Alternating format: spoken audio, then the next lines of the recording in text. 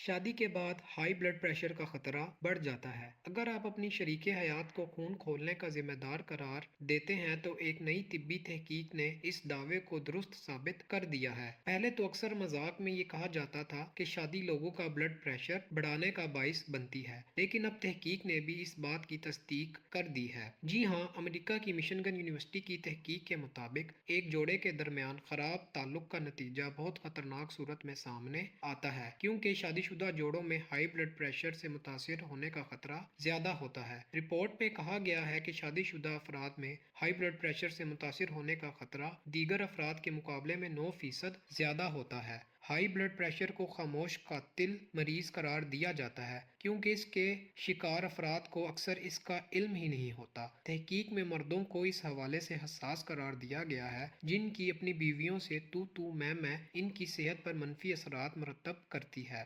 اس تحقیق میں برطانیہ سے تعلق رکھنے والے 1295، امریکہ سے تعلق رکھنے والے 3804، چین سے تعلق رکھنے والے 6514 اور بھارت سے تعلق رکھنے والے 22304 جوڑوں کے بلڈ پریشر کی جانچ پڑتال کی گئی تھی۔ ان افراد سے بلڈ پریشر کی تاریخ معلوم کی گئی اور نتائج سے معلوم ہوا کہ برطانیہ کے 47% جوڑے بلڈ پریشر کا شکار تھے۔